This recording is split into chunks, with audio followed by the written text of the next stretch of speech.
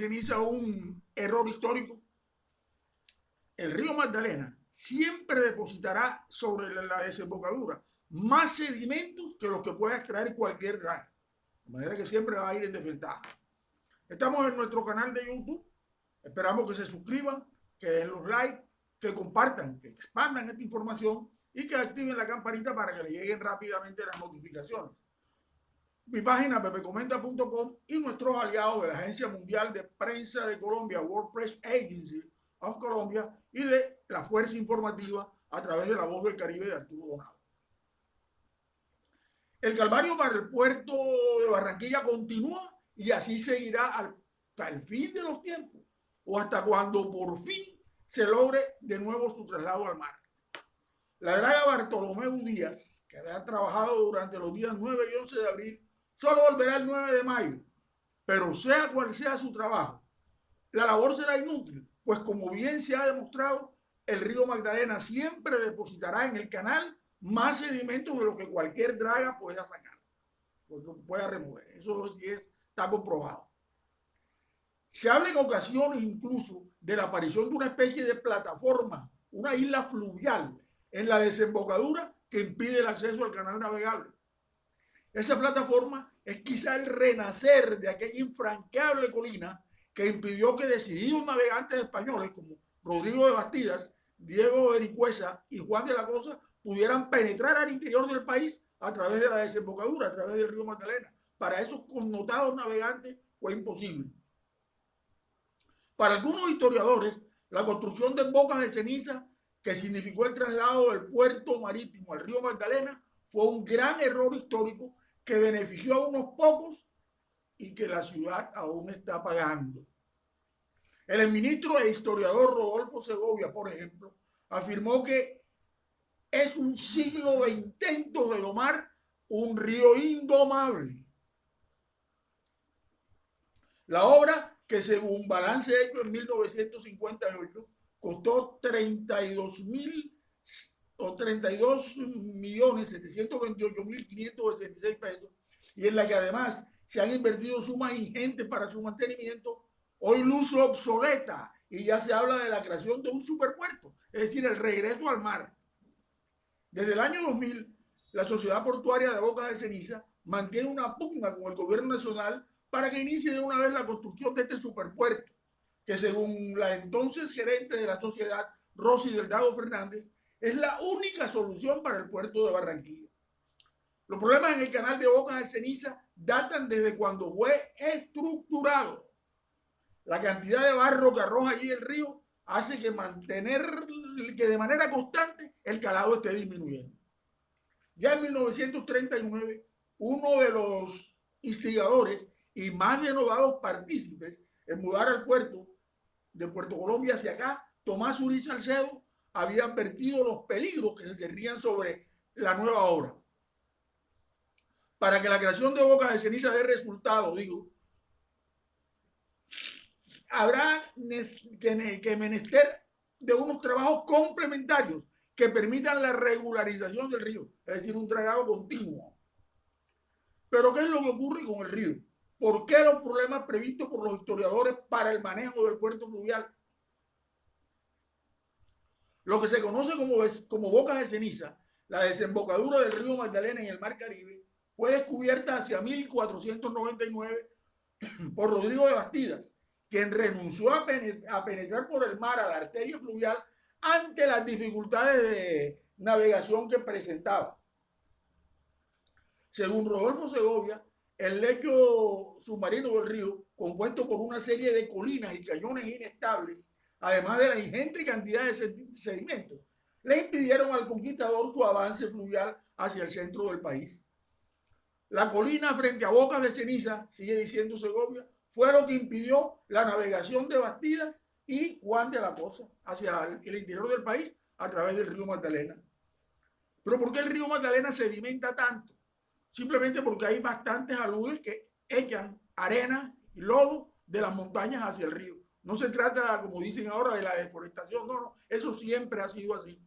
Las montañas esas arrojan lodo al río y el río naturalmente lo deposita en la desembocadura.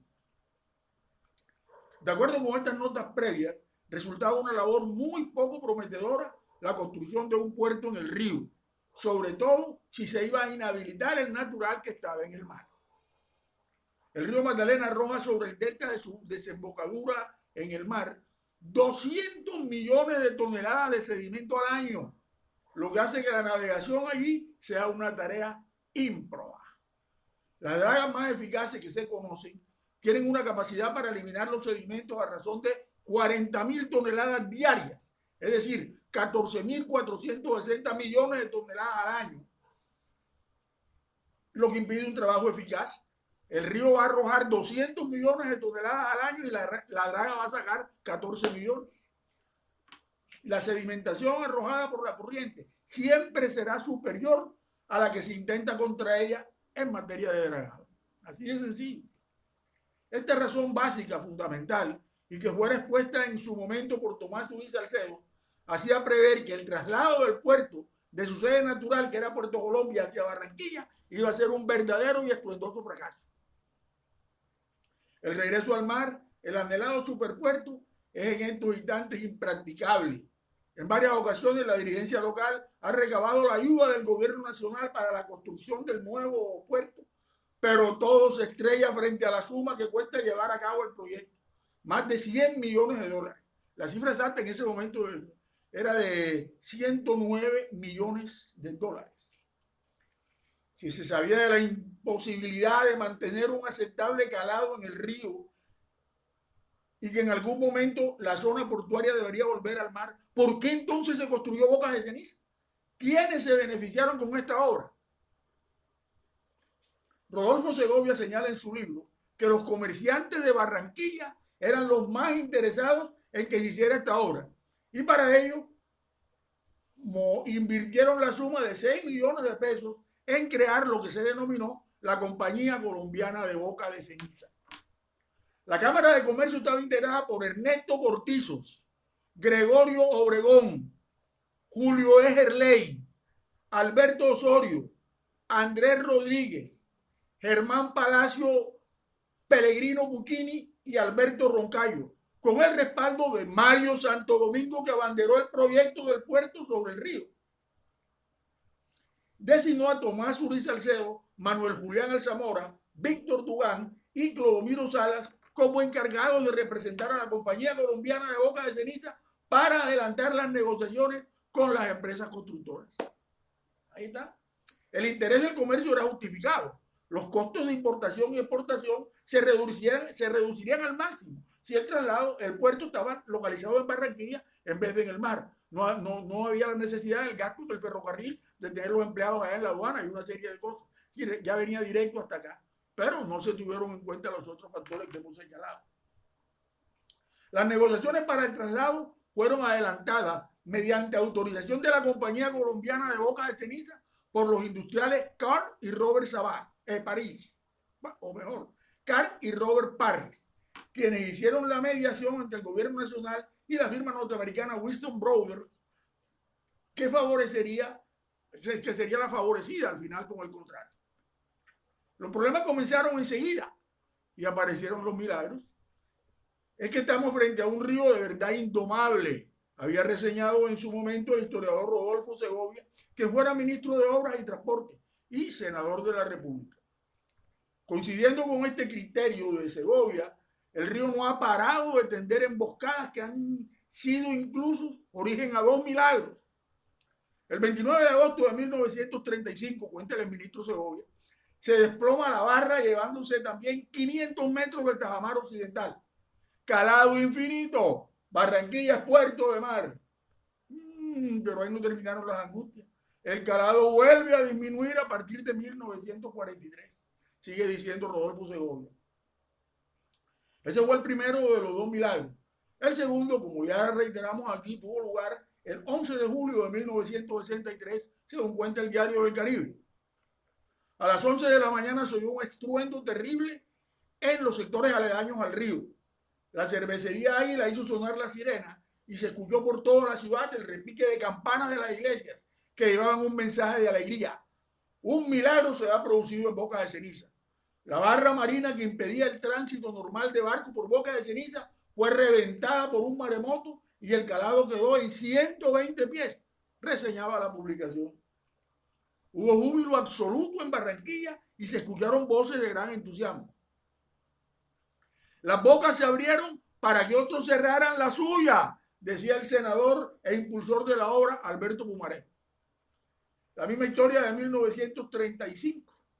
El optimismo se dio casi enseguida, pues ya en 1956 fue contratada la Comisión Técnica Francesa a fin de que hiciera un estudio y dijera a ver qué era lo que pasaba con el río y recomendaba qué se podía seguir haciendo para hacerle frente al problema. Hoy ya no se habla de milagro, se dice que ese movimiento fue el resultado de una recomendación que hizo la Comisión Técnica Francesa en 1956 para que se estrechara el canal y la fuerza hidráulica arrastrara el sedimento. Pero se omite el verdadero carácter del informe del organismo, que fue cerrar ese puerto y construir otro, como puede leerse en el titular del diario de la prensa que les publico aquí en mi página y lo mismo acá en la portada del video. Derrotadas en toda línea las dragas, lo único que queda es eliminar Boca de Ceniza y hacer el superpuerto. Es lo único. Pero el regreso a armar el anhelado megapuerto en estos momentos parece ser impracticable. Lo que no se hizo cuando lo recomendó la misión técnica francesa en 1956, hoy es casi imposible de llevar a cabo. En varias ocasiones, la dirigencia local ha recabado la ayuda del gobierno nacional para la construcción del nuevo puerto, pero todo se estrella frente a la suma que cuesta llevar a cabo el proyecto de más de 100 millones de dólares. De manera que así están las cosas. Muy difícil, decía al respecto Antonio Celia Martínez Aparicio cuando era el presidente de la Junta Directiva de Promigas, porque el gobierno no se va a meter la mano en el bolsillo para sacar esa cantidad de dinero. Vamos a ver qué pasa entonces.